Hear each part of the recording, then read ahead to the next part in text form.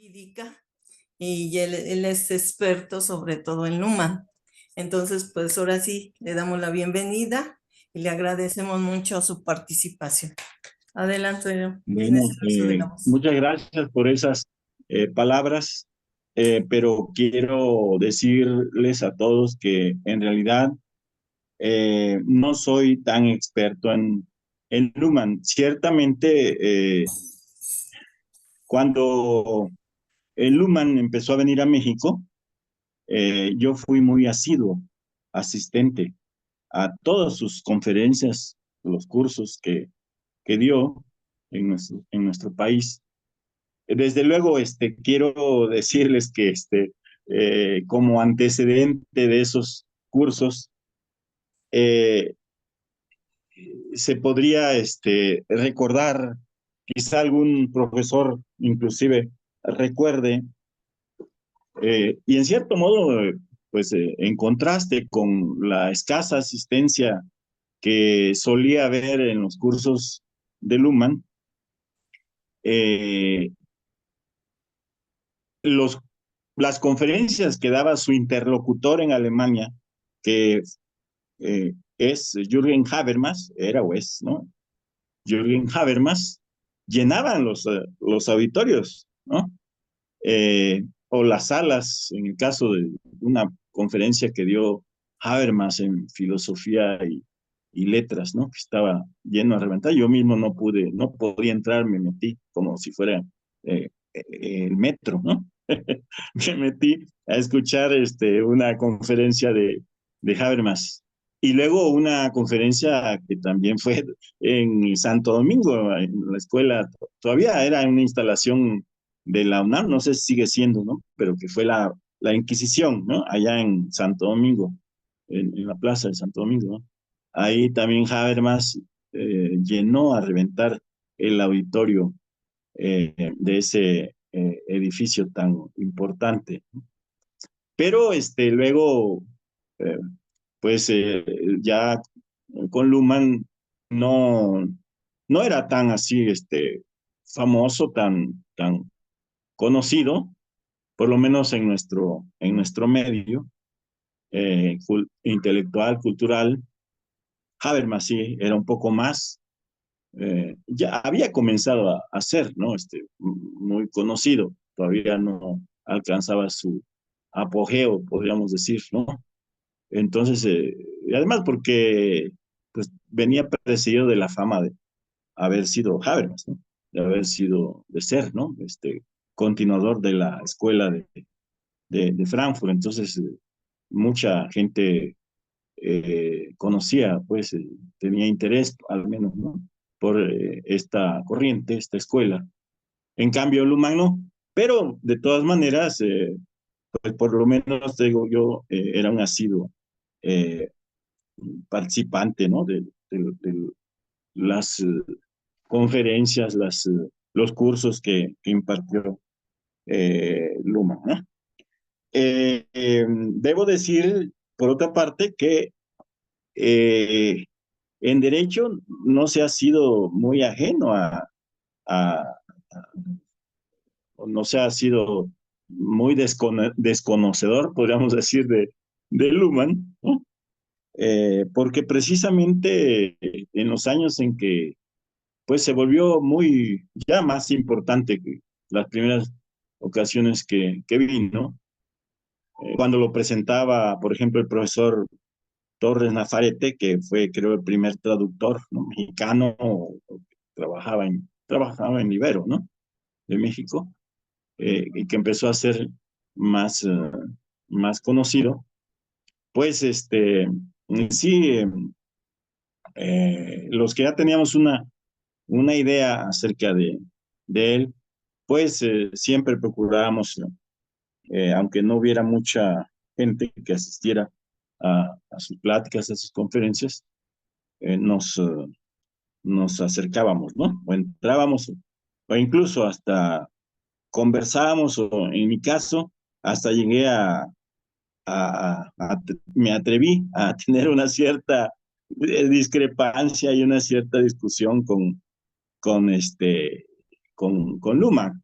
cuando dio una serie de pláticas o fue ya un curso en el auditorio de la zona de reserva ecológica allá eh, en Ceú, en la ampliación, ¿no? Donde está el jardín botánico, ¿no? De Ceú, ¿no? Me acuerdo, pues, que tuve inclusive una cierta discusión. Eh, ya les platicaré de eso, pero estaba yo diciendo que en derecho no éramos tan ajenos, aunque ya Luma ya estaba siendo más difundido cuando eso ocurrió, porque venía con mucha frecuencia Rafael Di Giorgi, ¿no? Que fue uno de los eh, pues que difundieron mucho a Luma en esos años aquí en México.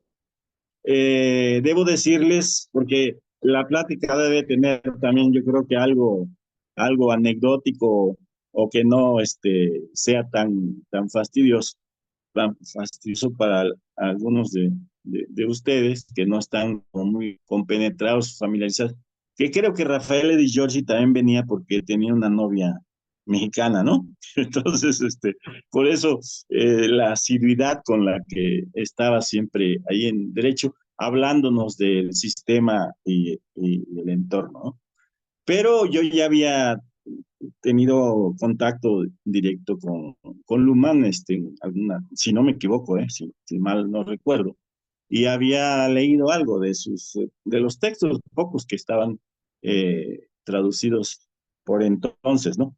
Pero entonces les digo, y reitero, ¿no? Derecho no ha sido tan ajeno a Luhmann, porque aunque sea por las circunstancias que les estoy diciendo, un exponente del humanismo eh, italiano, siempre llegaba a darnos pláticas, cursos sobre el humano. Era muy conceptual, ¿no? Era muy conceptual Rafael de Giorgi, ¿no? Bueno, quiero entrar en materia y voy a tener que leer también en aras de la brevedad, porque como decía, yo dividí en tres partes mi exposición, una que tiene carácter de una introducción y las otras que son así realmente, eh, pues, transcripciones del texto de el otro lumaniano, digamos, que yo conozco italiano, ¿no? Hay otros dos, tres que yo no lo sé, no tuve oportunidad de conocerlos, ni conozco mucho sus trabajos, pero por lo menos de este otro eh, que siempre estuvo muy digamos, en mi perspectiva, ¿no? De estudio, de investigación. Danilo Solo, ¿no? Es el autor que yo considero como que es el que hizo, según yo, la lectura más aguda de Luhmann en Italia, ¿no? Luego entenderán por qué también yo un poquito, como que soy muy subjetivo al respecto, ¿no? O sea, no quiero exponer un punto de vista así como muy objetivo, sino subjetivo de por qué digamos, Luhmann en general, y por qué este autor me parece muy apropiado para pues incluso para entender mi propia aproximación, porque fue a través de él, de hecho, de este autor, Daniel Solo, que yo me interesé más por Luhmann. No es que no lo haya conocido, ¿no? Del todo, ¿no? Si ya sabía algo de Luhmann, pero fue a través de Danilo Solo que yo eh, me conecté más con la obra lumaniana, ¿no? Bueno, dicho esto, pues voy entonces a leerles lo que traigo anotado y les digo, eventualmente, pues según el tiempo, nos eh, circunscribiremos a lo de la complejidad nada más, o bien, si hay tiempo e interés, nos también referiremos a la complejidad social. Yo he dividido en estos dos rubros, ¿no? Mi lectura, podríamos decir, o la glosa, ¿no? Que quiero hacer también de pasajes, párrafos enteros, ¿no? De Danilo Solo, presentando la teoría de la complejidad del humano, ¿no? Bueno, como me comprometí con los profesores Elisa y Amir, organizadores de este seminario, a hablar sobre Luhmann y las doctrinas políticas, y este teórico social no habla de las doctrinas propiamente dichas, sino de teorías clásicas del poder. Hay que ver el texto editado por Herder de poder en del trabajo, ¿no? De Luhmann, poder en el sistema, ¿no? Y como decía, en aras de la brevedad expositiva, voy a leer o glosar unos párrafos del libro de Danilo Solo. No pude disponer de momento del texto Democracia y Complejidad, que sí lo tengo en su edición en español, y por eso tuve que recurrir a el original, el texto original de Solo en italiano, que lleva como título el Principato Democrático, eh, que fue editado por Feltrinelli, y bueno, cuyo título pasó al español, a la traducción en español, como Democracia y Complejidad, ¿no? En el que eh, interpretando la importancia que ha tenido Solo, ¿no? Interpretando la importancia que ha tenido la emergencia en la sociedad postindustrial de la complejidad social debido al desarrollo de la telemática, que es el archivo y transmisión electrónica, significa el archivo y el archivar, ¿no? Y transmitir electrónicamente los datos, la robótica y automatización, así como la expansión de los más media, principalmente la televisión, la importancia que ha tenido todo esto para el replanteamiento, o que debiera de tener para el replanteamiento de la teoría democrática. Esto lo planteaba, claro, Danilo Solo hace ya un par de décadas más o menos, ¿no? Y tal vez ahorita, pues, no se puede hablar en estos términos de un replanteamiento de la teoría democrática, ¿no? O quizá sí, con más razón, ¿no? Viendo lo que sucede, ¿no? En el mundo y también en nuestro país, ¿no? Bueno, entonces, este destacado académico, me refiero, sigo refiriéndome a, a Solo, lumaniano, profesor de Siena o en Siena y otras ciudades italianas, eh, que junto con Lecce, así se llama la ciudad, y alguna otra, se convirtieron también en emblemáticas para la recepción del humanismo en Italia, ¿no? Este destacado académico, decía, lumaniano, profesor en Siena y otras ciudades italianas, nos puede ayudar, decía, a comprender mejor la relación entre el pensador alemán y las doctrinas. No obstante, que el autor de Fin y Racionalidad de los Sistemas, quizá la obra, bueno, junto con La Sociedad de la Sociedad, se puede decir la obra, las obras más gruesas, ¿no? Desde el punto de vista voluminoso, pues, ¿no? De Luhmann. Eh, eh, pero, bueno, sí, Fin y Racionalidad de los Sistemas fue quizá la primera obra voluminosa, ¿no? Que se le publicó, o que al menos sí, ¿no? De Luhmann. No, no obstante, decía que Luhmann sea un teórico y sociólogo de los sistemas en tanto que comunicación, o quizá precisamente por serlo en ese sentido.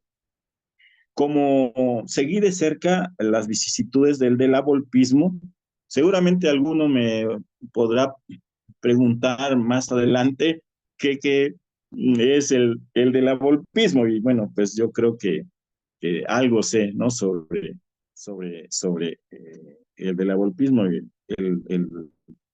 digamos, filósofo, ¿no? Galvano de la Volpe, que fue el que encabezaba la que se llamó escuela, les gustaba que se le llamara escuela de la Volpiana, ¿no? O del delavolpismo, ¿no?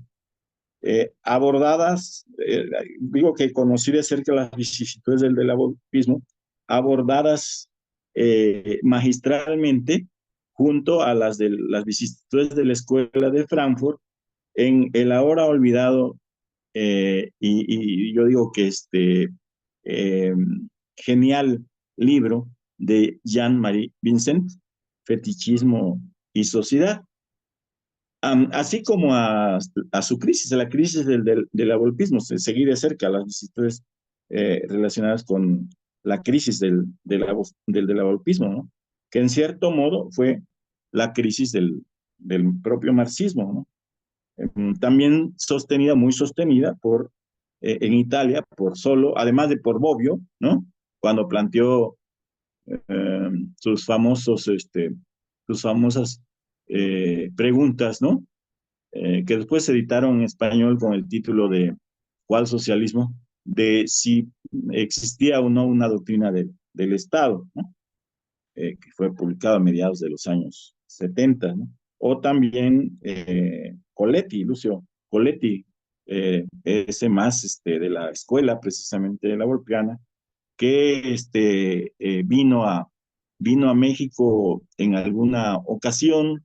Yo creo que ha de haber sido en el año 71, 72, puede ser, vino a México y eh, a quien pues yo también seguí un poquito, ¿no? A través de su libro, creo que se llama Marxismo y Hegel y otros textos también sobre el estalinismo, en fin, también Coletti era uno de los sostenedores de la crisis del marxismo, pero en su variante, en su forma, digamos, más relacionada con el asunto de la teoría política y del Estado, pues va a ser Bobbio el que más va, digamos, como a, eh,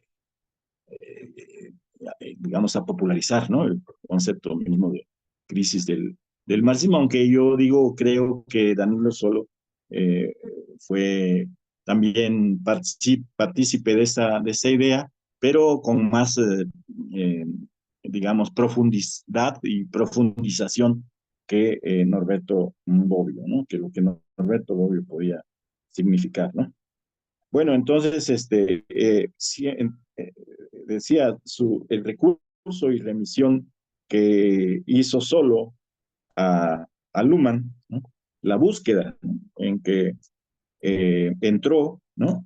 A raíz de, pues, la crisis del abolitismo y del marxismo, su remisión a la obra de Luhmann para salir en cierto modo de aquel, o sea, del marxismo. Si bien, digamos, las interpretaciones de la escuela de la Volpiana no eran un marxismo en el sentido estricto, o por lo menos no era un marxismo en el sentido en que lo entendía o sea, la vulgata, el marxismo vulgar, o en el sentido que lo entendía también, lo entendían, ¿no? Variantes del marxismo ortodoxo. Eh, Me pareció, decía siempre, y me sigue pareciendo hasta la fecha un giro muy agudo e interesante, ¿no? El que siguió Danilo Solo, ¿no? Solo, porque la verdad es que eh, ya en ese momento muchos de los que participaban en estos debates sobre la dialéctica, yo creo que entraron en una situación de agobio, de eh, cansancio, ¿no? Agotamiento en cuanto a las ideas y agotamiento intelectual, y de hecho, pues desaparecieron de escena, ¿no? Por lo menos yo ya no los pude ubicar, ¿no? Bueno, entonces, eh,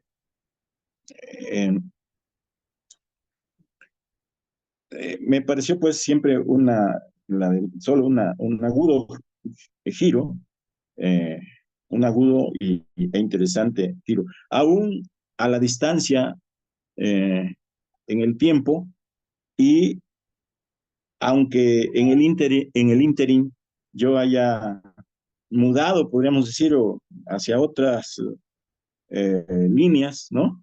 De enfoques acerca de las doctrinas, más específicamente, y hubiera adoptado inclusive muchas de las propuestas, quizá aplicando aquella fórmula de reducción de complejidad instigada por el también autor. No debemos olvidar esto, que Luhmann es autor de un texto que a mí me parece quizá el más,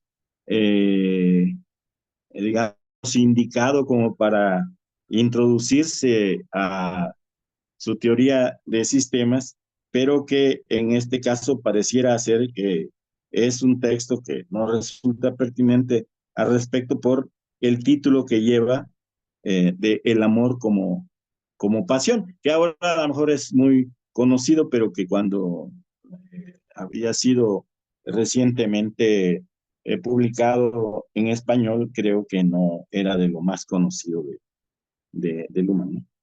Bueno, entonces yo me mudé adopté eh, muchas de las muchos de los argumentos de la escuela de Cambridge, en particular de Skinner, para el estudio de las doctrinas políticas y el de la génesis del Estado moderno. Recuerdo en ese sentido, y los alumnos míos que me están escuchando, aún los de doctrinas uno, recordarán que yo he insistido mucho en esta idea expuesta sobre todo en el texto El nacimiento del Estado, que es un texto tardío, podríamos decir, de Skinner, ¿no? La idea de eh, ver cómo el Estado se vuelve un agente independiente y sede de la soberanía. Una clave para entender, inclusive, pues, eh, cómo se gestó el Estado moderno y la conciencia acerca de esa gestación, ¿no? Bueno, ciertamente yo lo adopté a lo que plantean Skinner y la escuela de Cambridge, ciertamente de una manera ecléctica y adaptativa, pero sin duda más histórica, y auxiliándome de la historia social, historia de los conceptos, ¿no? Pues la historia social más trabajada por autores franceses, ¿no? Y en la, digamos, huella de la escuela de los belga, ¿no? De la escuela de los anales, en la historia de los conceptos, que esa sí es una orientación muy alemana, aunque con muchos entusiastas seguidores también en Italia, la historia cultural de Burke, ¿no?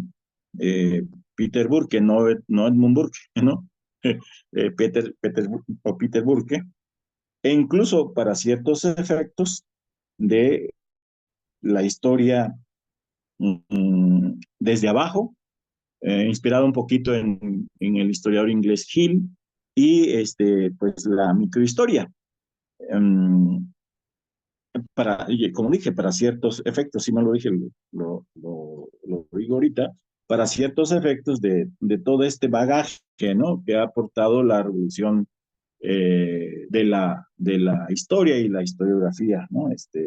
Eh, de los años eh, pasados, ¿no? Obviamente teniendo presente la perspectiva de una historia global y no únicamente occidental o europea del mundo, ¿no? Bueno, eh, ¿cómo andamos de tiempo? Todavía disponemos de, por lo menos para cubrir la parte de complejidad, ¿no? Eh, Sí, Me voy sí, estamos rápido, ¿no? bien. Ujú. Bueno.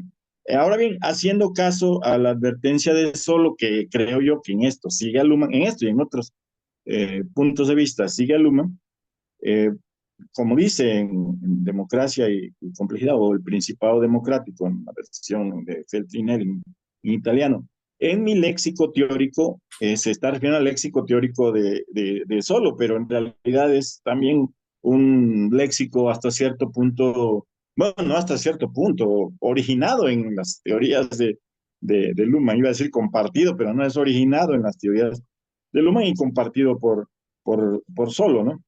El término complejidad no designa propiedades objetivas de fenómenos naturales o sociales, no denota objetos complejos que deban de ser contrapuestos a objetos simples. El término se refiere más bien a la situación cognitiva de un sujeto, ya sea un individuo o un grupo social, dadas ciertas condiciones, eh, dadas ciertas condiciones más o menos complejas, serán las relaciones que un sujeto construye y proyecta sobre su ambiente en su intento de orientarse, es decir, de ordenar, prever, proyectar, manipular. Y más o menos complejo será, en definitiva, la relación del sujeto con su ambiente. Y planteadas estas premisas, considero que las condiciones, solo el que habla, considero que las condiciones de complejidad pueden ser resumidas en los siguientes 4 puntos, agrega Danilo Solo. Estos 4 puntos serían los que se describen a continuación. Una situación ambiental es tanto más compleja cuanto más elevada y amplio es el conjunto de las elecciones posibles, y cuando más elevado es el número de variables que el sujeto debe tener en cuenta en su intento de resolver problemas de conciencia, de adaptación o de proyección. O sea que cuando yo dije lo de que estaba yo también adaptándome, yo digo que estaba en un marco, estoy en un marco lumaniano, ¿no? Al utilizar ideas, por ejemplo, de la escuela esta skinneriana para replantear cómo se debiera de estudiar las doctrinas políticas, ¿no? Por lo menos las doctrinas políticas 1 y 2, porque esta escuela y Skinner en particular como que no pasan más acá, digamos, de finales del siglo XVIII, ¿no? Y entonces, cuando se trata de dar doctrinas políticas 3 y hablar de la época contemporánea, como que los argumentos de Skinner como que no nos sirven de mucho, ¿no? Porque como que se constriñen a épocas, bueno, sí, de la ascendente modernidad, pero finalmente ya para el siglo XX es una época ya muy atrás, muy distante, ¿no? Bueno, entonces estaba yo diciendo es que eh, problemas de conciencia, de adaptación o de proyección. El ambiente metropolitano, por ejemplo, es más complejo que el campesino por la mayor variedad de experiencias que, eh, que el ámbito rural ofrece, ¿no? De otra parte, su complejidad ha crecido cuando sus habitantes en las ciudades han descubierto la posibilidad de verse contaminados, por ejemplo, por la gran variedad de sustancias tóxicas e incluso venenosas que pues pululan en medio urbano. En los países occidentales se han venido introduciendo investigaciones, por otra parte, demoscópicas que ofrecen nuevas posibilidades de información política con la que se puede anticipar inclusive el resultado de los escrutinios electorales. Dos, esto fue el uno, ¿no? De las 4 de que hablábamos, ¿no? De los 4 puntos en los que se puede describir se describe la complejidad, ¿no? El siguiente es, el ambiente es tanto más complejo cuanto más elevado es la interdependencia de las variables que es necesario tener en cuenta, porque las modificaciones que intervienen en los valores de una variable actúan sobre otras variables y al revés, las tareas eh, cognitivas y operativas se vuelven más difíciles, ¿no? Eh, la tarea, ¿no? Se vuelve más difícil. Es necesario eh, una mayor eh, cantidad de información para ordenar y controlar el ambiente. Superada una suerte de complejidad, cambia la cualidad misma de los cálculos necesarios para prever los efectos de las relaciones recursivas que conectan los factores ambientales. Más incierto se vuelve el análisis de los fenómenos singulares porque sus condiciones de estado y su desarrollo, cuando hablo de estado me refiero a situación, no a el estado entidad, organismo, y su desarrollo, su desarrollo es muy difícilmente aislable dentro de la trama de condiciones no lineales. El tercer punto sería el siguiente, un factor de complejidad es la inestabilidad o turbulencia del ambiente, es decir, la tendencia de sus variables a cambiar en el tiempo según trayectorias rápidas o impredecibles. Esta complejidad de tipo dinámico es tanto más relevante cuanto más está conectado ya sea a procesos de transición del orden al desorden, revolución, evolución caótica, un poquito el caos de que tú estabas hablando que está ocurriendo ahorita en torno de la reforma al Poder Judicial o de una crisis política a la que estamos asistiendo por el reacomodo, las pugnas también al interior los de las instituciones, ¿no? Gubernamentales, ¿no? Y ya sea y sobre todo a procesos de nacimiento del orden a partir del desorden.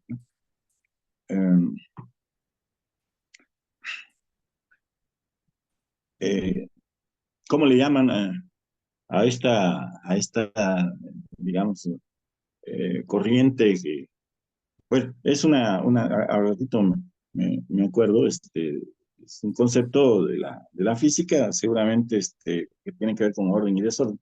A mí debe estar ahí ya cavilando cuál sería ese concepto del que me quiero... Esta teoría del caos.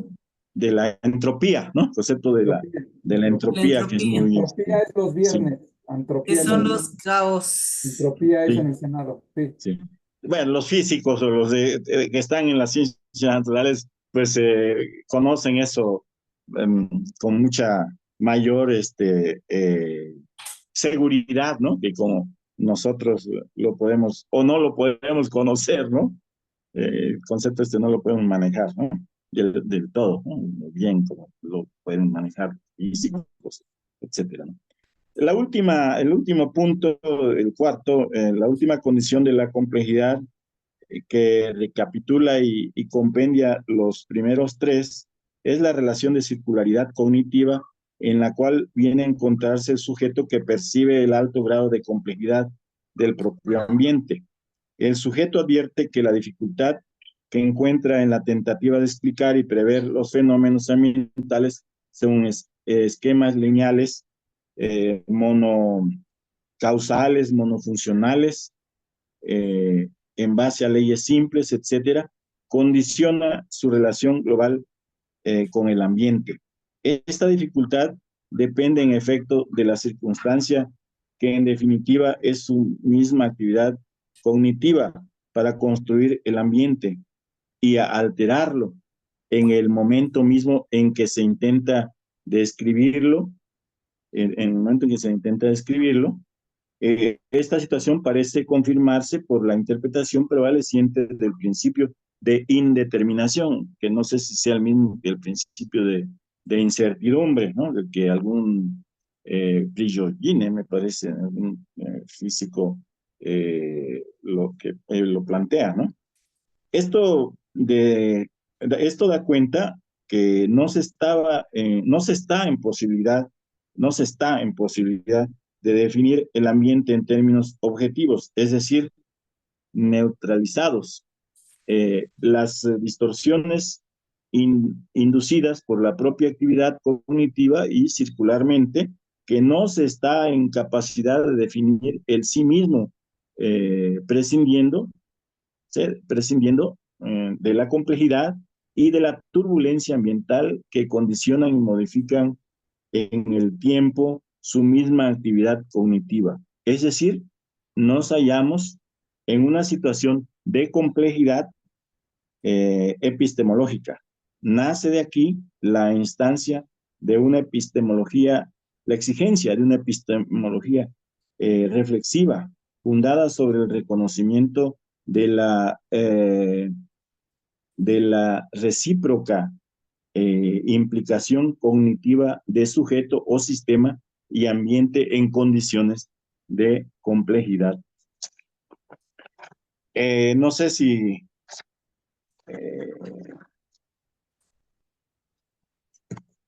sí, sí.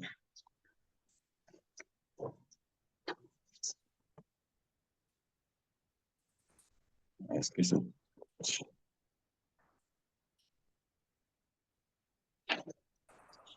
No sé si tenemos todavía tiempo para hablar de la complejidad social o Si quieres no, es que hacer, ya va a ser una hora. No, si quieren si le quieres, dejamos. damos la voz para alguien que quiera preguntar. Sí, porque de hecho esto, pues yo le puedo llamar hasta una glosa, un fusil, ¿no? De un texto que introduce en una forma, a mí me parece muy poco convencional, podríamos decir, a la obra y a las teorías de Luhmann, de sistemas y de la complejidad, y de otra idea, ¿no? La otra teoría de la reducción de complejidad, que me parece que inclusive Luhmann tomó como base de su pionera crítica al estado de bienestar en el trabajo, justamente con ese título, ¿no? Teoría política en el estado de bienestar. No es la teoría política del estado de bienestar, sino es la teoría política en el estado de bienestar, ¿no? Y en donde yo creo que la reducción de complejidades como la clave de su apreciación acerca de el estado de bienestar, ¿no? Es importante hacer este señalamiento porque, pues, algunos se quejan mucho, ¿no? De que Luhmann no hable con conceptos así como más, pues, que puedan ser, que no sean tan teóricos o que no sean tan abstractos, y que describan incluso, por ejemplo, lo que fue el estado de bienestar. Yo creo que, por cierto, un estado que, pues ya en la época en que Luhmann empezó a descollar como teórico social, pues empezaba prácticamente su retirada, ¿no? Y con ello también, pues, el creciente ascenso de las críticas, eh, pues, que van a ser luego catalogadas como neoliberales, ¿no? Las formas de intervencionismo estatal propias de la época, pues, el keynesianismo, ¿no?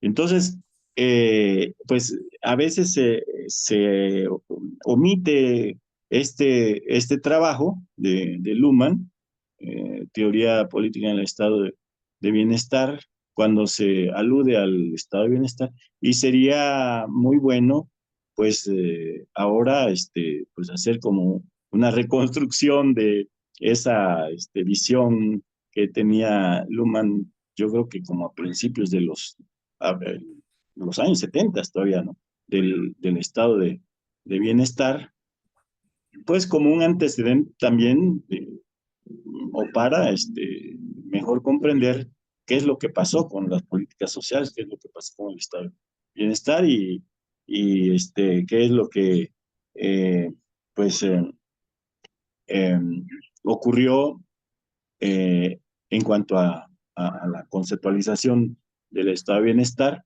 ante la avalancha que luego sobrevino de críticas, ¿no? Al intervencionismo del Estado por parte de las corrientes de inspiración neoliberales o monetaristas o neoconservadoras, porque a veces también se hace a un lado, no se vincula las críticas al estado de bienestar con eh, todas las teorías neoconservadoras que no se remontan a los años 40 o 30 como muchas veces los historiadores del neoliberalismo sostienen, sino que al menos siguiendo a un autor que ha hablado sobre este punto en particular, pues parece que se gestaron desde la Primera Guerra Mundial y tuvieron en cierto modo como su fuente la caída de los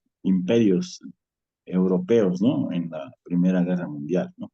Entonces, bueno, que ahí es donde sitúa eh, ahorita se me olvida su nombre, profesor canadiense, ¿no? Con un apellido así como medio eslavo, ¿no? Lo que dice sobre cómo la historia del neoliberalismo se debe de retrotraer como unas 2 décadas atrás, no se debe situar en donde normalmente se le sitúa, ¿no? Bueno, yo creo que le dejo ahí para Sí, gracias, si Herón. es necesario, lo diré más a lo de la complejidad social, pero ya en un comentario, ¿no? Más bien, ¿no? Ok, ya nada más en el sentido de la teoría de sistemas, pues vemos que originalmente se hablaba de que era todo ese conjunto de elementos que estaban interactuando. Con el paso del tiempo, pues se fueron dividiendo en sistemas abiertos y cerrados, que era un poco lo que decía Herón, en el sentido de que hay sistemas cerrados que generalmente tratan de conservar todos los elementos. Aquí vamos a decir que lo que dijo Luhmann en el sentido de que pues había elementos positivos y negativos y finalmente están interactuando en una dualidad. Y la complejidad, como bien lo dijo Herón, finalmente ahí se pierde porque antes todos pensábamos que con una ciencia o una disciplina íbamos a resolver todo, pero a través del tiempo hemos visto que los fenómenos sociales han llegado a la complejidad. ¿Y eso qué significa? Que hay una diversidad de elementos que están interactuando y que finalmente nosotros no los podemos captar con una sola disciplina, sino requerimos de bastantes saberes. Otro punto que mencionaba en este caso Herón es que finalmente hay 4 elementos, ¿no? Para que podamos decir que hay una complejidad. Finalmente hay una situación ambiental, como bien lo dijo, a donde vamos a encontrar un número indeterminado de variables. Por eso se llama de alguna manera complejidad. ¿Por qué? Porque ya no partimos de una variable, sino son una diversidad de variables las que se nos presentan hoy en los fenómenos sociales. Y aquí lo vemos con el Poder Judicial, ¿no? Finalmente el Poder Judicial es un sistema, pero tal vez se pueda clasificar como un sistema cerrado, en donde hay varios elementos. Hay un elemento económico, un elemento administrativo, un elemento social, un elemento jurídico, y todos esos elementos de alguna manera están interactuando. Pero ¿qué pasa cuando viene la entropía? La entropía es el caos en este caso y el desorden que se está dando ahorita, que fue otro de los elementos que mencionaba. Hay una inestabilidad en el ambiente del sistema judicial. Ahorita los desórdenes, por una parte el Luhmann ve cuando un sistema está en orden y de alguna manera lo contrario es el desorden, el caos que se genera, la entropía que se genera dentro de los sistemas y finalmente de ese desorden podemos llegar al orden o viceversa. Entonces se manejan esas 2 categorías. Tanto tenemos orden, pero tenemos desorden. Y de alguna manera en tu entorno se genera la inestabilidad de tu ambiente. Pero retomando un poco lo que decía Hegel en el sentido de que a través de la historia siempre ha habido una continuidad y esa continuidad se da en la historia. nada está estático, todo se mueve. Al momento en que se va moviendo, va alterando los elementos que tenemos. ¿Cuándo se va a alterar un sistema? Cuando el mismo sistema va creando elementos que se van autodestruyendo. Es decir, ¿por qué se da la reforma judicial? Finalmente, hay varios elementos que alteraron, porque no hubieran tocado ese sistema si no fuera porque puede haber elementos políticos, pero también puede haber elementos sociales.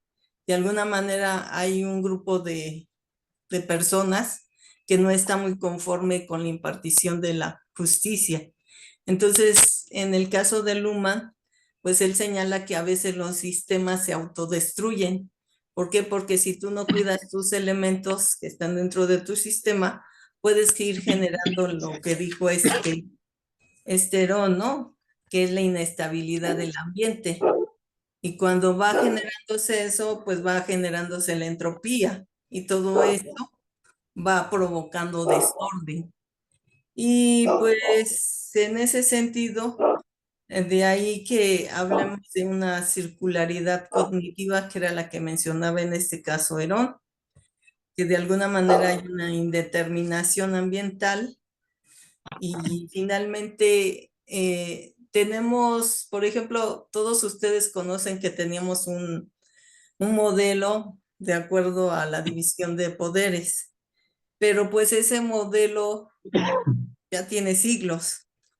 Y ahorita nuestras sociedades están introduciendo nuevos elementos, tanto de tecnología como de sociedades. Las sociedades van cambiando. Entonces todo esto genera que haya turbulencias y también genera que ya no sea la misma definición del Estado del siglo XIX. A lo mejor puede ser que esa complejidad epistemológica vaya modificando, porque antes no teníamos un narcoestado y ahora algunos teóricos constitucionalistas pues hablan de un narcoestado. Entonces, de alguna manera, toda esta teoría de sistemas nos ayuda a ver los diferentes sistemas, tanto el económico, el político, el social, el jurídico, que están ahí interactuando todos entre sí, pero van generando toda esta complejidad en este sentido. No sé, Aaron, si alguien más que quiera aportar algo, Felipe, desde el punto de vista económico, ¿cómo lo ves en tu complejidad? Eh, Yo voy a hacer un análisis. La verdad es, la teoría de sistemas se ha evolucionado, ¿no? Y ahí está el maestro de sistemas que a través de las redes, ¿no? O sea, el unir varias computadoras en una sola, pues eso hace que funcione fundamental, ¿no? O sea, es una realidad, ¿no? Entonces, ¿para qué existieron los cafés internet, no? Ahí está esa teoría de que los sistemas se han evolucionado, ¿no? Eminentemente, todo mundo piensa que es un gran avance, ¿no? El gran avance tecnológico y pues el gran desarrollo que ha tenido todo esto, pues no hay duda, ¿no? A través del Internet, desde 1990 para acá. Y pues todo ese funcionamiento de la teoría de sistemas, pues ha conllevado que el mundo sea cambiante, ¿no? Que estemos evolucionando y no hay duda, ¿no? Nosotros no podemos vivir sin esto, ¿no? O sea, tanto los profesionistas como los alumnos, bueno, en general todo el mundo ya es muy relevante esto, ¿no? O sea, la teoría de los sistemas. sí. Tan es así que este, las licenciaturas actualmente, una de las mayor demanda, pues son las que se dedican a esto, ¿no? A la programación en computación que tiene la UAM Azcapotzalco, ¿no? Entonces, pues es indudable, ¿no? El antecimiento, ¿no? Que tiene todo esto, ¿no? Sí, sí. O sea, y pues, Sí, o sea, sí, sí. ya lo he visto que ya imprimes a través del celular, o sea, unes a la red del celular y ya lo imprimes, ¿no? O sea, que pues es Sí, claro. indudable el gran avance que tiene esto, ¿no? Y Sí, pues, Y ya ni es necesario estudiar a veces, ¿no?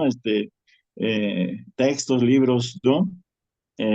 Todo está en la red, en fin, ¿no? eh, sí, o sea, ya, Ven, para, si se me permite la ironía, yo digo que pues muchas de estas teorías ante lo que ha sucedido en las últimas 2 décadas o en la última década, ¿no? Pues son cosas así como muy obvias, ¿no? O sea, como que se descubre el hilo negro, ¿no? Con todas estas teorías. Claro que la genialidad, por ejemplo, de Luhmann y luego yo creo que también de, de algunos de sus intérpretes, como solo es de que pues correlacionan todo esto con tradiciones intelectuales, por ejemplo, como voy a leerles aquí de nuevo, ¿no? Como señala Solo, ¿no? Que cuando habla de la complejidad social, ¿no? Si se quiere puntualizar más la complejidad social, eh, solo la ve como una configuración de las relaciones sociales dentro de la sociedad postindustrial contemporánea, en cuanto ella se percibe por los sujetos que la operan. Esta configuración puede ser interpretada, por ejemplo, por Luhmann, por Luhmann mismo, dice Solo, como el resultado de una tendencia evolutiva muy general. La hipótesis subyacente es que la estructura organizativa de los grupos sociales tiende a modificarse en el tiempo según una lógica de creciente diferenciación. Esto de la diferenciación funcional es muy importante, un elemento muy importante de estas teorías de sistema y en particular teoría de sistemas de Luhmann, de la complejidad, ¿no? También de Luhmann. Es una hipótesis clásica, sin embargo, sostenida por muchos de los padres fundadores de la sociología moderna, ¿no? Y quise yo incluso leerles esto porque pues yo tengo entendido que al menos la maestra Luz del Carmen pues es de sociología y de que seguramente algún otro compañero de sociología participa de esta iniciativa del seminario. Entonces hay que ver, y además porque yo como politólogo siempre como que tengo que, digamos, que posicionarme respecto de las carreras que se han estudiado a veces en las mismas escuelas, ¿no? Como el caso de ciencias políticas que yo al menos la estudié en la que va a ser después la facultad, era Escuela Nacional todavía, cuando empecé, pero este es el año en que yo empecé se constituyó en facultad, y en donde, bueno, se estudiaba también la licenciatura en sociología, ¿no? Entonces siempre como que, porque incluso yo mismo estuve a punto de diferenciarme funcionalmente y estudiar sociología en vez de ciencias políticas, tal vez pensando en que la ciencia política era como más tradicional, que sí lo es, ¿no? Como estamos viendo. Bueno, esta tradición o de los fundadores de la sociología moderna, pues está representada, según el enunciado de Solo, por Spencer, de Spencer a Simmel, de Durkheim a Weber, por supuesto a Parsons, que fue maestro de Luhmann cuando Luhmann se vino a los Estados Unidos, ¿no? No sé si a consecuencia de la desnazificación o qué, ¿no? Sobre el pasado juvenil de Luhmann, quizá habría que conjeturar muchas cosas, ¿no? Sin que necesariamente quiera uno entrar con un enfoque así medio amarillista, decir es que fue de las SS, ¿no? Toda esta relación con el régimen del nacionalsocialismo, ¿no? Bueno, aquí estoy hablando más bien de la relación con Parsons, que es el teórico de la sociología funcional. Y es en esta tradición, subraya Solo, en la que Luhmann se inspiró, ¿no? Eso no hay que olvidarlo, ¿no? Cuando se habla de Luhmann como teórico de sistema, ¿no? Teórico de la complejidad, que tiene una relación muy grande con estos autores y con esta tradición sociológica. Ya, me excedí, pero así. quería decirlo. ¿Para yo? Gracias. Adelante, por favor. Bueno, aquí se han dicho varias cosas muy interesantes, inclusive en esta réplica de comentarios.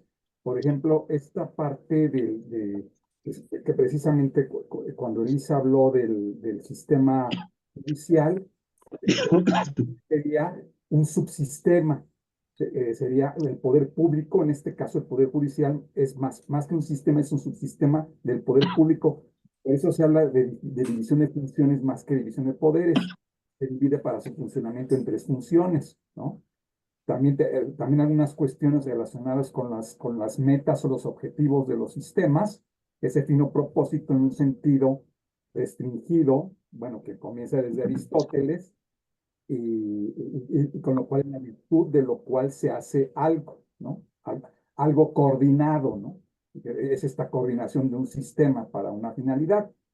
Precisamente ahorita también que Elisa metió a Hegel, pues, y que Herón nos habla de la creciente diferenciación, esta creciente diferenciación que Luhmann lo lleva teóricamente hasta sus últimas consecuencias, pues esta diferenciación comienza, se puede ver de manera muy lejana desde Grecia con esta parte de lo público, del mundo público y de los hogares de una manera muy embrionaria, pero con la modernidad empieza esa diferenciación se empieza a hacer creciente precisamente entre el espacio público y el espacio público y el espacio privado, ¿no? Y Hegel lo lleva ahora sí que hasta sus últimas consecuencias, y Luhmann lo elabora, ¿no? Precisamente con ese lenguaje más abstracto que nos está dando Herón.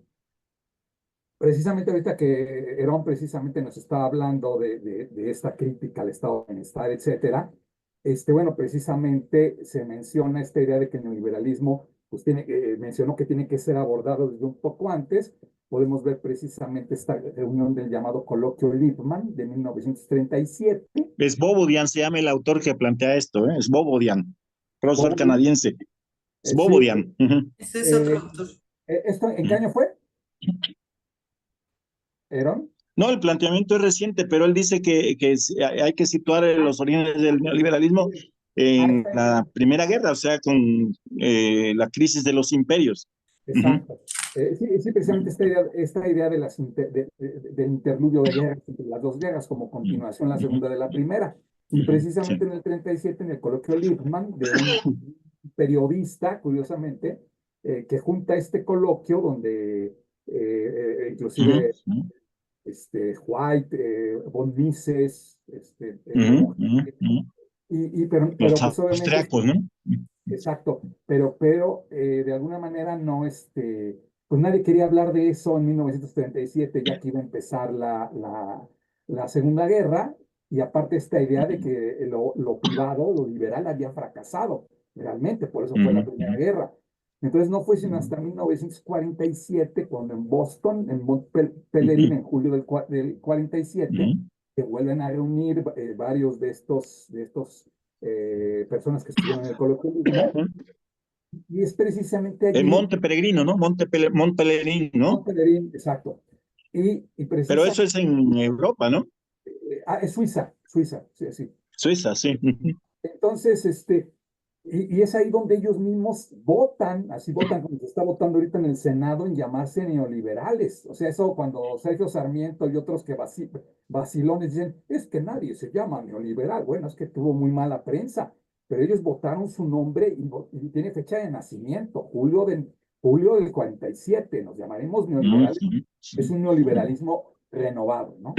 Entonces, yéndonos a esas partes. Del lado marxista, por así decirlo, por esa época en los 30 y demás, pues estaba precisamente Gramsci con esta idea de las hegemonías, empieza a haber una crítica al marxismo materialista, y bueno, también por una parte Gramsci y por otra con esta idea de las hegemonías, y la primera escuela de Frankfurt, ¿no? Y Benjamin, que era de esa escuela sin ser de esa escuela, ¿no? Porque a Walter Benjamin jamás le dieron una cátedra definitiva, lo mismo que a von Hayek y lo mismo que a Mir García Villalpando, ¿verdad? Pero bueno, esa es otra historia, ¿no?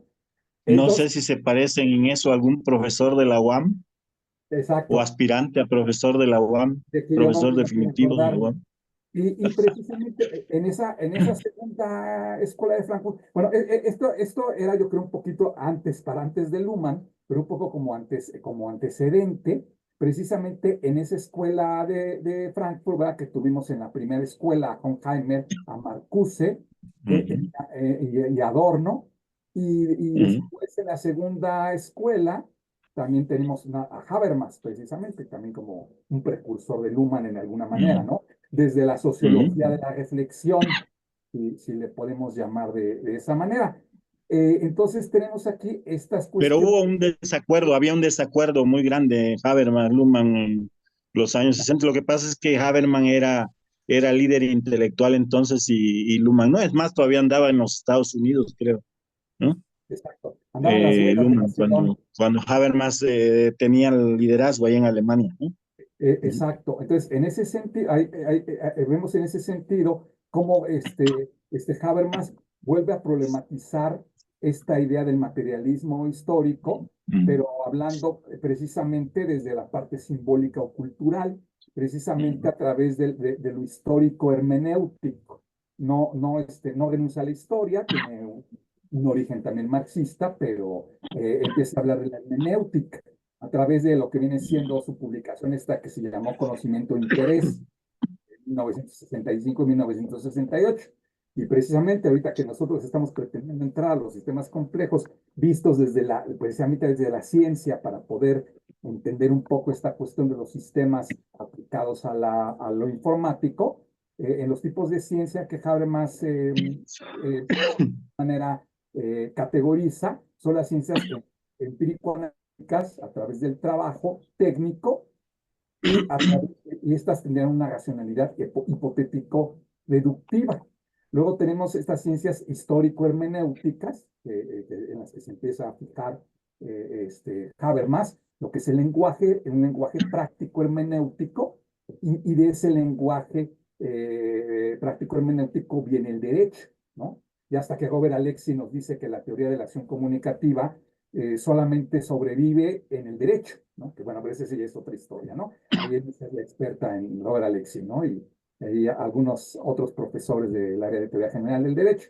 Bueno, que Elisa es de los que está, pues es la experta de aquí en eso. Luego, las ciencias sistemáticas de la acción, ciencias del poder, de un poder emancipatorio, con una reflexión crítica, el poder como topos, interés el interés emancipatorio y el método como autorreflexión crítica. Entonces, en ese sentido, precisamente podemos ver que, que hay conflicto de sociedades, que es hacia lo que pretenden tanto Habermas como Luhmann. Yo estoy un poco más sobre Habermas que sobre Luhmann. Esta cuestión del trabajo, que no la descarta, obviamente no la descarta Habermas, viniendo de donde viene, habiendo una legitimación legal racional y una dominación política económica. Él viene de Max Weber, ¿Qué pasó? Más, viene de Max Weber. También tiene herencia de Max Weber, exactamente, pero decantándose más hacia una cuestión de una cosmovisión y de una Mm, innovación institucional. Entonces, eso por una parte, por otra es precisamente haciendo este análisis histórico desde la economía agrícola, el Estado y las, y demás, ¿no? Entonces, él nos habla de estos conflictos sociales en una sociedad industrial eh, a través de conflictos de ámbitos socioculturales, ¿no? Tanto en la sociedad industrial y la sociedad industrial y la sociedad tradicional, el mundo de la vida, ¿no? Que retoma de Husserl. En la sociedad industrial, ah, como trabajo, con valores instrumental y modelos de acción instrumental a través del aprendizaje de reglas y de la acción racional, y de cómo esto va fortaleciendo el mundo del derecho. En el caso de la sociedad tradicional, sería el lenguaje, la interacción lingüística mediada y lo que viene siendo el aprendizaje de las reglas del comportamiento, ¿no? Entonces, precisamente empieza también el propio Habermas a ver la ideología desde una clave sociológica. La ideología tiene que estabilizar sistemas legitimándolos con aceptaciones rutinarias de decisiones oficiales.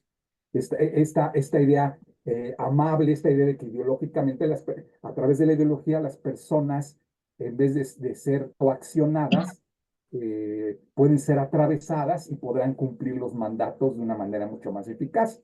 Dentro del capitalismo, en este caso, la teoría de sistemas como una nueva ideología, que también lo es, que tiene una teoría sistémica que asume funciones de imagen del mundo y es legitimadora del dominio. Tiene una función ideológica que sirve como justificación de restricción sistémica de manera intersubjetiva. Ya no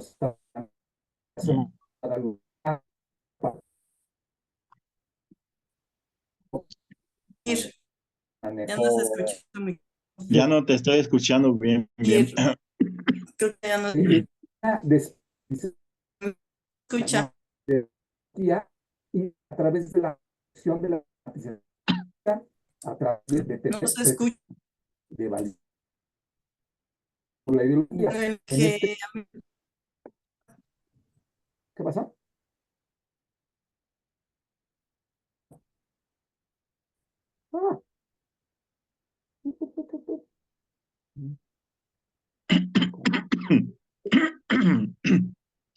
¿Me escucha? Hola, hola. A ver, sí te escucho. A mí. Se congeló un momento. Y precisamente, ya quién sabe dónde, pero obviamente todo esto lo estamos viviendo ya para entrar a Habermas y a Luhmann a través del postfordismo. Precisamente es cuando se empieza a trascender. A ver, un momento.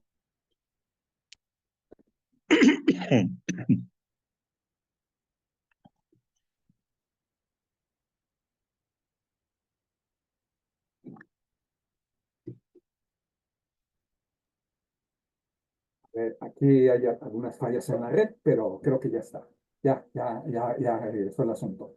Bueno, entonces precisamente estamos en ese horizonte postfordista y con el inicio de la globalización, precisamente en la etapa en la que Herón nos mencionó, más o menos los 70s, fines de los 60, ¿no?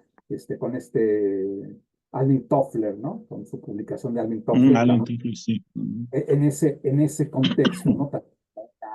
Como un hito, ¿no? Donde se empieza a categorizar esta sociedad global, ¿no? Entonces, en ese sentido, tenemos un materialismo histórico como teoría de la acción comunicativa, en el cual hay una reconstrucción del materialismo histórico, ¿no? Que hace Habermas en 1976, y a través de la categoría del trabajo social reducida a reglas técnicas, ¿no? Toda vez que Habermas dice que Marx no logra aprehender con H el potencial emancipatorio de la comunicación, ¿no? Que por eso es que empiezan un poco desde la escuela de Frankfurt a ver esta parte del poder emancipatorio de la superestructura, ¿no? de la comunicación a través de solución de conflicto sistémico en términos políticos.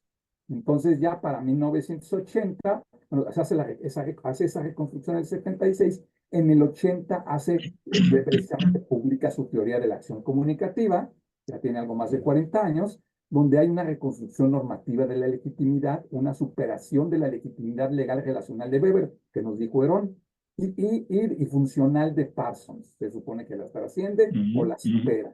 Aquí a lo mejor aclaran más en qué lo supera o cómo lo supera o qué significaría en toda su dimensión esa superación. Entonces, en este caso, Habermas llega a la conclusión de que el derecho es un colonizador interno del mundo de la vida y es un cosificador de las relaciones sociales. Es muy famosa esta frase de la religión como opio de los pueblos. Opio del pueblo. La que no es tan famosa en el joven Marx es esta idea de que el derecho es el opio de los pueblos. El derecho es colonizador, el derecho es ideológico, el derecho encubre. Aquí es para que se nos bajen los humitos y la autoestima a los abogados, ¿no? Esto le escribe una carta al joven Marx a su padre cuando dice que ya no quiere estudiar derecho, ¿no? A lo mejor cuando yo no quería estudiar derecho, debí de haber hecho una carta de esa potencia, ¿no? En vez de haberme puesto a... Entonces, en ese sentido, se empieza a hablar del derecho como ese colonizador, del cual surgen dos preguntas a los juristas y a los no juristas. Si se pueden las sociedades cohesionarse y legitimarse intersubjetivamente a través del derecho, ¿no? ¿Y qué papel emancipatorio puede tener la comunicación en las sociedades complejas? Esto sería más responder esto desde las teorías de sistemas, que eso ya lo podrá hacer Herón. En este caso, la respuesta a ello, una respuesta desde el derecho y desde Habermas, es el derecho no sirve para cohesionar y legitimar intersubjetivamente a la sociedad.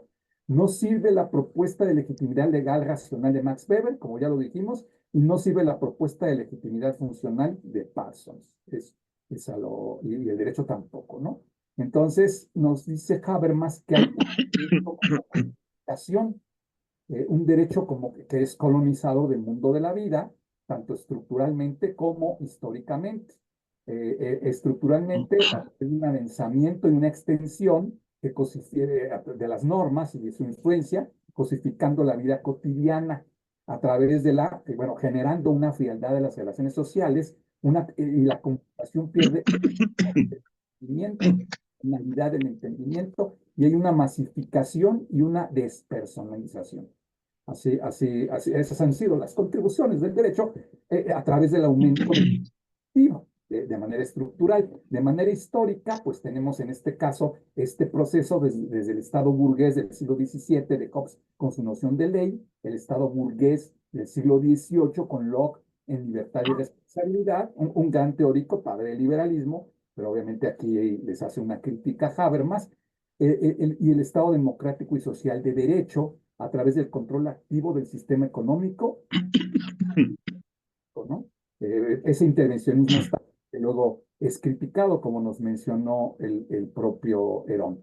Entonces tenemos una penetración o vulneración del mundo de la vida a través de esto. El derecho genera un de la vida, o sea, no solo una colonización, sino un odoramiento, así como cuando mete uno en un hueso un tornillo, pues así, de esa impostura, una impostura que coloniza el mundo de la vida de una manera profunda. Entonces tenemos una cosificación de entendiendo como vida cotidiana, una cosificación de la vida cotidiana, ese adensamiento de extensión del derecho positivo, y como ya dijimos, con sus efectos de frialdad y relaciones sociales, comunicación como pérdida del telos del entendimiento, y la masificación y la despersonalización. Conclusión, de acuerdo a Habermas, el derecho no es emancipatorio, ¿no? Ha habido algunas discusiones recientes donde en el siglo XXI tiene la doble polaridad. Si el derecho es conservador porque conserva a través de la norma, pero también los movimientos sociales han utilizado el derecho como una manera de hacer sus reivindicaciones sociales, donde van ganando terreno. Algunos podrán decir que públicas, otros podrán decir que derechos de bagatela, que terminen con la E, que se puedan casar personas del mismo sexo y den dinero al Estado para poderse casar. Son diversas críticas, ¿no? Pero desde el punto de vista habermasiano, pues el derecho no es emancipatorio, ¿no? Entonces, en ese sentido, hay una reconstrucción racional del lenguaje a través de un núcleo normativo del discurso, donde hay un entendimiento, un telos de lenguaje, no una instrumentalización, un discurso como medio racional de entendimiento y un argumento como sustento del discurso a través de actos del habla o situaciones ideales del habla. Además, está cuestionado porque se dice que es ingenuo. La crítica que le hacen es que es ingenuo pensar que los consensos van a poder dirimir los conflictos, ¿no? Porque es un modelo para la democracia, ¿no? Con todas las limitaciones que pueda tener. Entonces, en esa situación ideal del habla, hay funciones pragmáticas del habla que son representativas, expresivas, interactivas, y en esa situación ideal del habla hay un principio de legitimidad a través de formación de discursos de voluntad colectiva y de democracia sustentada en el principio consensual de legitimación. Así bien, las condiciones para una argumentación plenamente racional es la acción de pretensiones de validez a través del entendimiento, la verdad, la veracidad y la corrección, ¿no? O sea, en pocas palabras, aquí de manera formal, como que el derecho sí funciona, ¿no? Bueno, no el derecho, sino más bien la acción comunicativa, aunque se le tilde de ingenio. Ya me colgué, perdón. La acción comunicativa presupone una ética del discurso a través de una colonización sistémica, a través del poder y de medios despersonalizados como el dinero, habiendo una cosificación del mundo de la vida, la cual es resistida, esta cosificación, a través de la ética del discurso, donde pueden atemperarse nociones como el resentimiento, que solo son validadas las normas que cuentan con el consentimiento de todos los participantes en un discurso práctico. Esta validación en concurso de todos los actores evitarían el resentimiento. Vamos a preguntarles a los lesionados cómo se sienten últimamente, si hay problemas en la casa. Y hay una resistencia del mundo de la vida a través de la ética del discurso, a través de un medio personalizado y de la solidaridad, ¿no? Y en contraparte tenemos la indignación.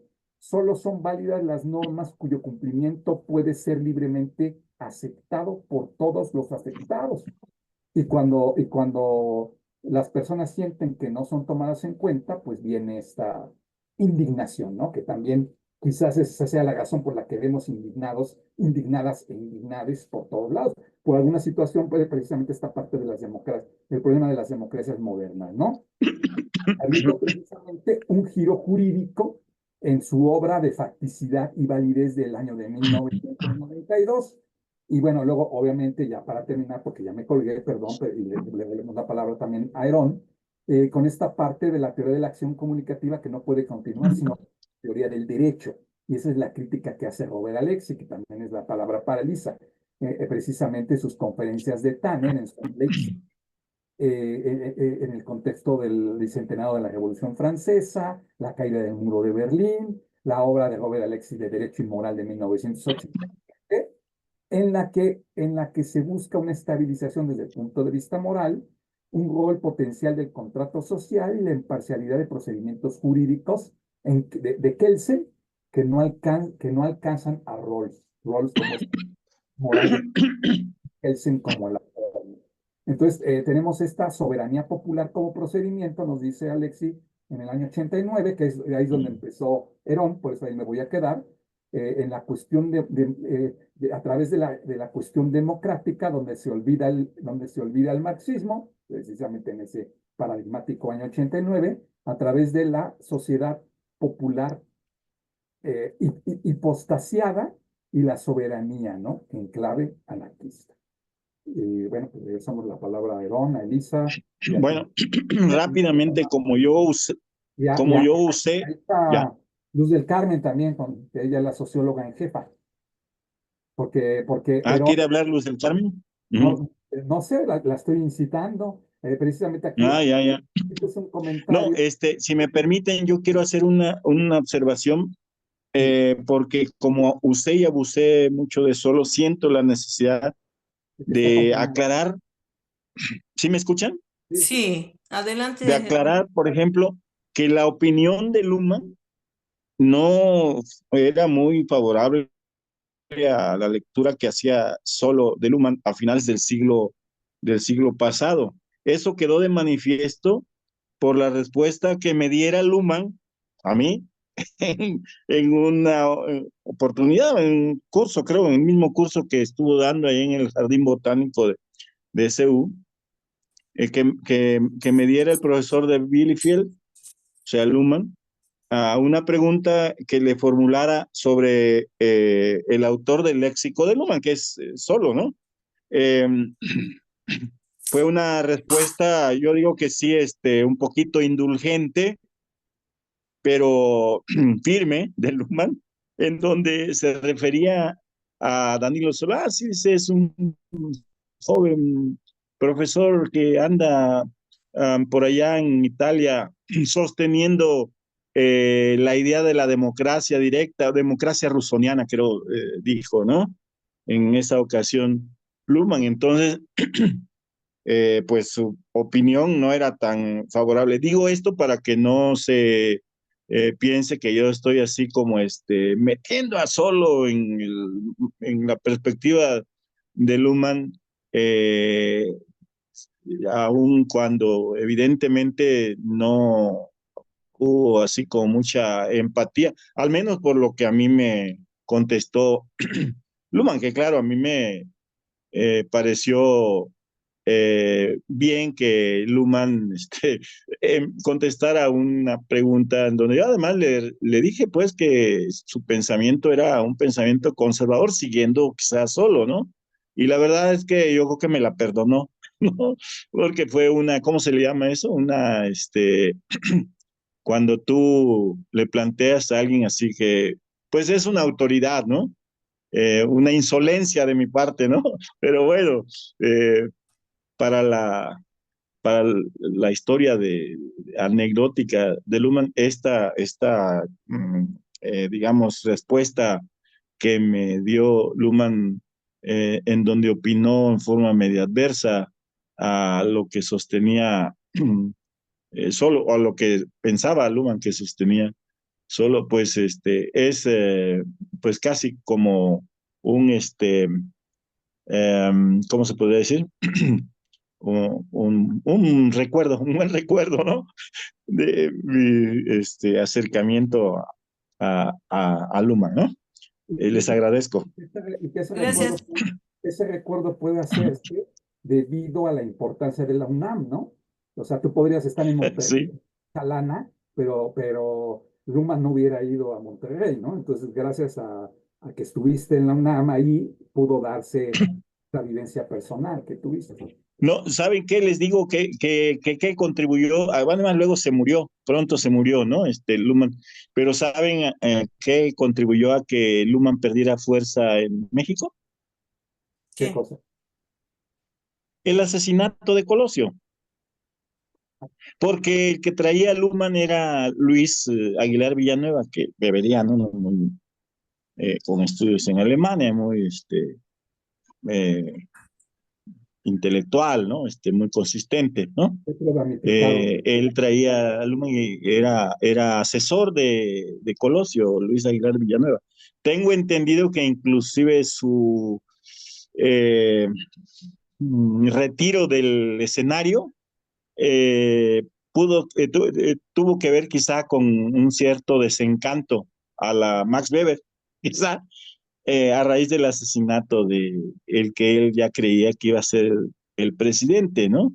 Y ante el cual, bueno, pues él podía ser una especie así como de Maquiavelo, secretario florentino. No, Luhmann se fue a no sé alcanzar qué a se habrá Colosio. hecho Luis Aguilar Villanueva, yo lo seguía mucho en el sentido de que iba a cursos, ¿no? Que daba medio obligadamente, ¿eh? No, tampoco tan voluntariamente, ¿no? Pero después se volvió, pues un poquito, me coachó un poquito, ¿no? Luis Aguilar Villanueva, ¿no?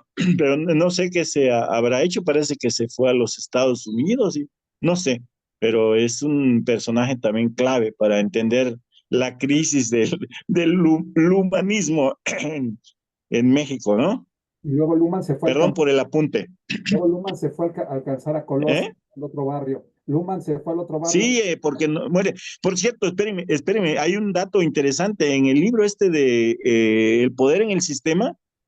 Manejan mal unas fechas, porque dicen, hace 30 años que murió Luhmann, no, hace 20, no 30, no, está equivocado el dato, ¿no? Luhmann murió en el 98, ¿no? Eh, 6 años, 7 años después del asesinato de Colosio, ¿no? Ok. Solo como dato, pues, ¿no? Que está mal en el dato de la defunción de Luhmann en la introducción a este texto, que por otra parte es muy importante, ¿no? El poder en el sistema, ¿no? Y Sí, luego, gracias, Aaron. Colosio. Para darle participación, No sé, doctor Jorge, si quiere comentar algo sobre el sistema jurídico penal o en este caso el doctor Oscar o la maestra Lulú sobre qué son sistemas inteligentes, que utilizan ustedes mucho eso allá. Bueno, gracias, buenas tardes a todas y todos. Bueno, Gracias. solamente señalar que todo esto que se ha venido comentando en la sesión de hoy, y que bueno, no tuve oportunidad de apreciar todas las oportunidades en tránsito, pero con respecto al sistema de justicia penal, pues este ha tenido siempre una relación con el interés político, es decir, con el interés de quienes ejercen el poder. Eso, la utilización del poder punitivo siempre ha ido en función de los intereses. Hay ejemplos muy claros, como el caso de la Alemania nazi, donde si bien el uso del poder punitivo estaba legitimado, entre comillas, pues es una forma de cómo la fuerza a través de este poder punitivo se manifestaba siempre vinculada a los intereses de quienes ejercían el poder. Y eso, bueno, pues en nuestro sistema lo hemos visto como ha sido el poder punitivo, el arma, el instrumento, digamos, de fuerza o represivo del Estado, con el que, con un esquema de arropaje, de combate a la delincuencia, pues ha servido también para combatir a aquellos que no comulgan con los intereses que en ese momento se encuentran vigentes. Entonces, pues obviamente el uso del poder punitivo será diferente siempre dependiendo de la política general que impere en determinado país y justamente ese vínculo que existe entre lo que algunos llamamos la política criminal y la política general, bueno, se refleja de esa manera, justamente como a través de la forma de ejercer el poder punitivo, el poder represivo, es como se va garantizando el interés de quienes en su momento están ejerciendo el poder. Ahora hemos visto, digamos, un cambio en cuanto a esa relación de política general y política criminal, en donde sí vemos un reflejo ya no de una utilización del sistema penal con esos fines. Sin embargo, pues todavía vemos esa idea de que el derecho penal tiene que ser un instrumento represivo y eso, pues eso choca con con un sistema democrático, eso choca con un sistema en donde debe prevalecer principios como el de intervención mínima y choca, por supuesto, con aquella idea de que hay que garantizar la protección de los derechos humanos. Y ahí yo veo pues un gran, un gran choque y un gran reto para poder ver de qué manera el sistema penal realmente debe servir o debe ser utilizado para las personas y no en contra de las personas. Esto, pues, es un comentario que yo haría. Muchas gracias, doctor Jorge. Doctor Oscar, ¿si andas por ahí todavía? O la maestra Lulú. Oh, sí, claro, claro que ando. ¿Sí? ¿Quién? Sí, bueno, creo que en el contexto en el que lo manejan ustedes es empata, pero creo que es, digamos, diferentes. Preferiría como en otro contexto ahorita, porque miren, la verdad es que al escucharlos, al ver tanto conocimiento histórico, creo que sí hay un vínculo con todo lo que los conceptos que manejaban acá, pero estaría muy tecnologizado. Es decir, creo que conviene más seguir escuchando el punto de vista sistémico que están manejando ahorita. Utilizar ya términos, como hace rato, ya más tecnológicos o lo que preguntabas, ¿qué opinamos en el punto de vista de los sistemas, digamos, en particular inteligentes? Bueno, finalmente son sistemas, pero se refiere a cualquier tipo de sistema. En particular, acá se manejan los sistemas de tipo investigación de operaciones, de la ingeniería, o sistemas informáticos. Los informáticos están los sistemas informáticos que utilizan un tipo de algorítmica inteligente. Pero la verdad es que creo que ahorita conviene más otro tipo de discusión en el contexto histórico. La verdad es que es bastante interesante escuchar cómo el punto de vista no técnico que manejan ustedes. O sea, lo veo como que lo empiezo a conceptualizar el punto de vista como lo ven como todas estas doctrinas, ¿no? Y ver a los individuos. Normalmente ya estudiamos máquinas, ¿no? Por decirlo así. En este caso se estudian a los individuos, que alguien me decía, no, pues es que es muy complejo la parte computacional. Le digo, no, es complejo entender a los individuos, porque la máquina finalmente repite o se le programa lo que uno quiere que haga. Es una herramienta. Y claro, sí, relativamente complejo, pero yo creo que es todavía más complejo entender todas las relaciones humanas como lo ven ustedes.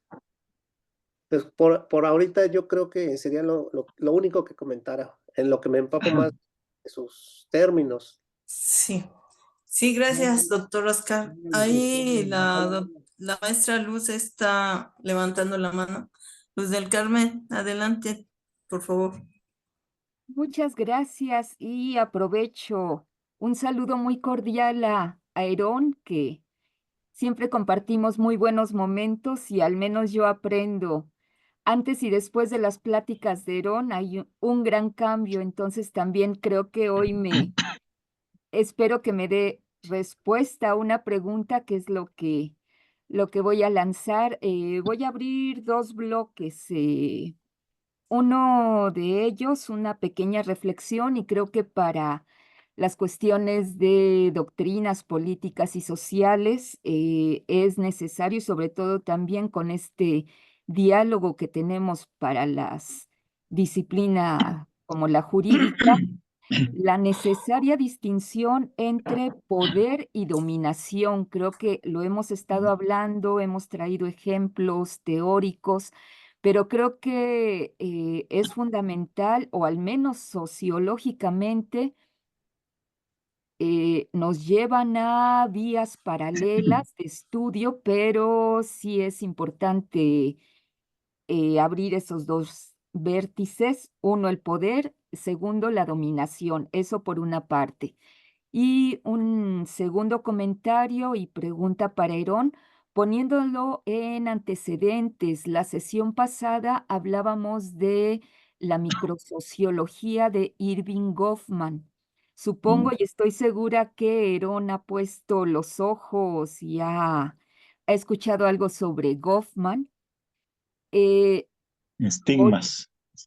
y sobre todo, analizamos la cuestión de el drama, cómo las interacciones sociales pueden convertirse o tienen toda esta intención de armarlo como si fuera un drama.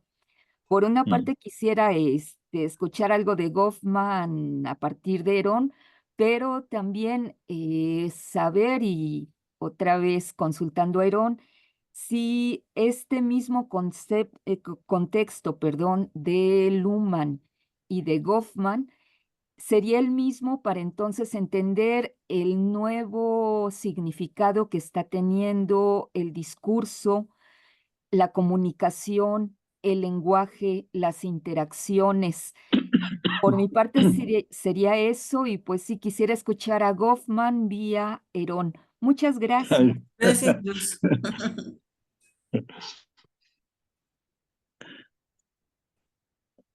Tengo No, que adelante. intervenir, ¿verdad? Sí, ¿Sí? Bueno, sí, por primero que alusión nada, personal. un saludo a Luz del Carmen. Em, yo lo que pienso, un afectuoso saludo, desde luego, amoroso saludo, voy a decirlo así. Eh, pero pienso que pues, poder y dominación precisamente son conceptos muy sociológicos, ¿no? O sea que el concepto, bueno, los conceptos que el derecho y luego la ciencia política han, digamos, manejado antes de la emergencia también, claro, de la sociología, pues ha sido el de Estado, ¿no? Eh, y en cambio, pues poder y dominación, pues han sido principalmente desarrollados por perspectivas más sociológicas, ¿no? O sea, de una forma de aproximación al estudio de la sociedad desde un punto de vista, pues, poco menos que, o sea, no tradicional, ¿no? O sea, que solo la sociología podía, en cierto modo, aportar, ¿no? A Goffman, sí, quizá conozca algo de él, hace tiempo que no veo los libros de Amorortu, ¿no? Que es donde principalmente en una época se exponían, editaban a muchos autores de orientación, pues, sociólogos, ¿no? Orientación sociológica, ¿no? Creo que esto de lo de los estigmas, los de la persona, la teatralidad, es algo que no estoy, la verdad, actualmente manejando mucho. Me he inclinado más bien por algo por lo que también se ha inclinado Luz del Carmen, nada más que Luz del Carmen también se, pues, ubica más en el ámbito de, quizá sí, de las expresiones eh, corporales, ¿no? Eh, en el asunto de la persona, ¿no? Que ya planteaba eh, Hobbes y que luego desarrollarán, sobre todo en el campo del arte dramático o teatral, eh, a partir del siglo XVII, ¿no? Y a lo largo del siglo XVIII también mucho, ¿no? Con esta idea también inclusive de la máscara y de todo eso, ¿no? Yo estoy más bien ahorita en el, digamos, campo de los estudios, más bien sobre la imagen, ¿no? O sea, me volví un poco a través de la escuela de Cambridge, skinneriana, me volví barburgiano, ¿no? Un poquito, aunque con mi propia, digamos, búsqueda, así como más relacionada con, pues sí, con la historia cultural, eh, pero en una particular, digamos, visión o aplicación de esa historia cultural. Actualmente estoy leyendo mucho sobre los colores, la historia de los colores, ¿no?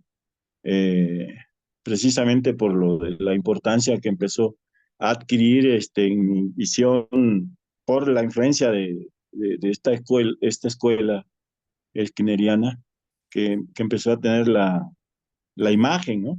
Y ahora ando también muy metido en el tema de los colores y los materiales que proporcionaban el color, ¿no?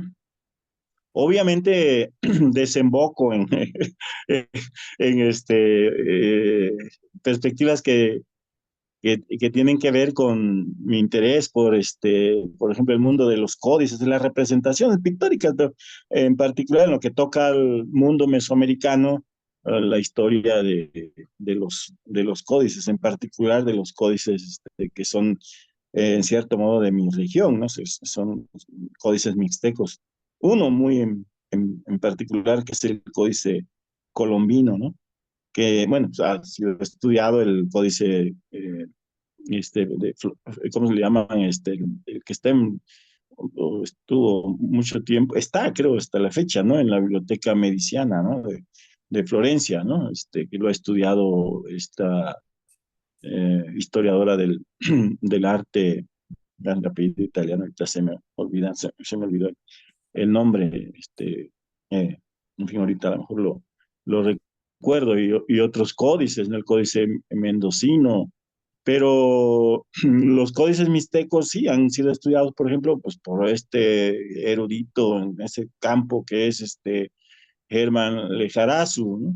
Pero a mí me interesa más, digamos, ver también el contexto de historia cultural o contexto cultural dentro del cual se enmarca no solo el códice como tal, sino la relación que los pueblos, las comunidades establecen con estas nuevas fuentes de conocimiento de la propia historia, ¿no? Eso es lo que ahorita en que anda. Así que también lo de las imágenes que le interesan mucho a los del Carmen me interesan más en sí que el asunto, pues, de lo que se ocupó Erich Goffman, ¿no?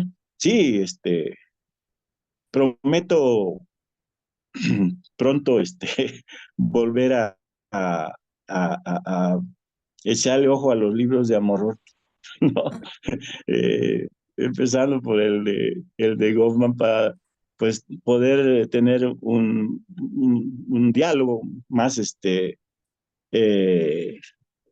importante, más intenso con la maestra Luz del Carmen, porque sé que ella es una profunda conocedora de la tradición sociológica, de la sociología. Y yo siempre me he defendido un poco. Después de que quise invadir, eh, ¿cómo se dice?, el carril de los sociólogos, la sociología, he tenido una relación así como de que quiero persistir en mi afán como de estudiar una disciplina como más tradicional, pese a que Luhmann en cierto modo enseña que es necesario alejarse un poquito de la tentación de recurrir ¿cómo le llama? Bueno, se le llama también eh, el saber veterano europeo, ¿no? O lo vetusto europeo, ¿no?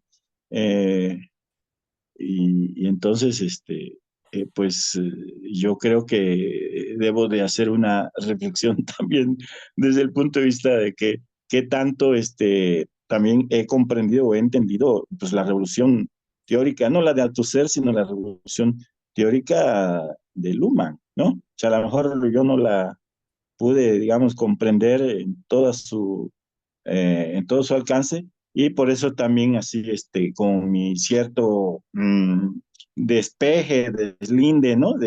Respecto de la sociología, ¿no? E inclusive de la sociología política, de la cual estoy un poquito también alejado, eh, pues, o me he alejado en los últimos años, tal vez por la influencia de esta lectura, ¿no? Skinneriana que he venido haciendo, pues para buscar formas de dar doctrinas políticas sin pues una teorización excesiva, ¿no?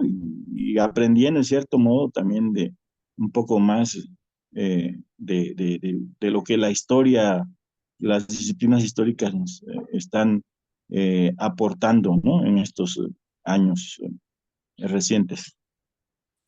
Me Gracias. extendí, pero Gracias, Aaron. Nada más, no sé si esté por ahí la maestra Lulú o no sé si, creo que ya no la veo, pero bueno, creo que hay dos puntos o por lo menos tres categorías que podríamos incluir más adelante en las lecturas, pero creo que los puntos que manejaba esta Luz del Carmen pues son esenciales, ¿no? Sobre todo el poder y la dominación, que más adelante lo programamos. Pero yo creo que ahorita vamos a dar por concluido, sobre todo por los muchachos, los alumnos y las alumnas que están aquí presentes, pues que ¿cuántos están?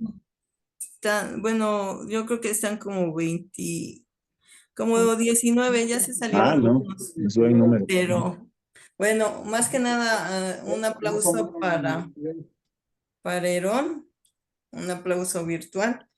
En Pues este caso, inmerecido a lo gracias mejor, por pues, todo. ¿no? Y pues, muchas gracias a todos los alumnos que nos acompañaron el día de hoy y a los maestros sobre todo, que vamos a continuar nuestra siguiente sesión. Si a algún alumno le interesó, será bienvenido porque estamos sesionando 2 veces por mes a esta misma hora los días martes. Estamos abordando varios temas. El siguiente tema que nos toca me parece que es familia, pero vamos a ir reprogramando otros temas. Por ejemplo, ahorita el poder y la dominación, yo creo que va a ser un tema fundamental más adelante. Pero bueno, ahorita seguimos con nuestro programa. No sé si alguien quiere agregar algo y si no, pues, Ron, mil gracias por tu participación y ya sabes que te No, esperamos.